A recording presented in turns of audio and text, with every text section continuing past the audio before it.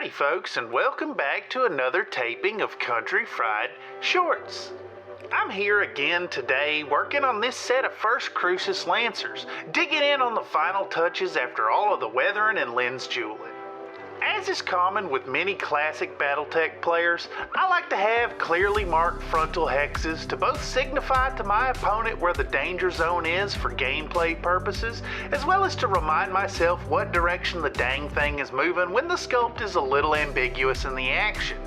This work session has us adding the little red tassels to the batons on the first Crucis Lancers logo that is emblazoned on the front hex face of each of these warriors. I really like this approach of adding the faction or regimental logo on the front hex face rather than doing something like hazard striping or a solid color, as it allows me to not only preserve that tasty black rim as much as possible, but also gives an additional opportunity to practice my freehand ability. I suppose the essence of what I'm trying to illustrate here is that your freehands don't have to be spectacular to read well. Instead, it's important to sell the idea of the image by breaking it down into constituent parts.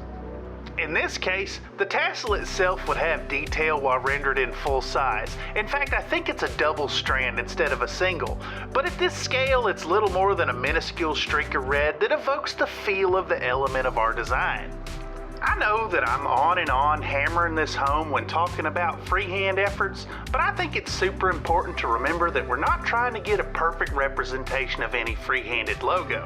Sure, decals are really nice and do a great job in their machine precision, but even decals reduce detail at smaller scales, so these hand-painted efforts are just fine. The epitome of good enough is good enough. We'll get through these things and the models will look great just in time for another posting on eBay. Unfortunately, these models have sold by the time of posting and you can't buy them for yourself. But don't let that stop you from checking out my eBay store from time to time if you want to get your hands on a fabulous set like the ones in this grand reveal. Big thanks to all the channel members and patrons that make all of this possible. More to come in daily Country Fried drops. Also, don't forget that Nathan's PFAS-coated paper tubes are the best for farting into. Get a spectacular resonance cascade while also protecting your rear end from colon bees.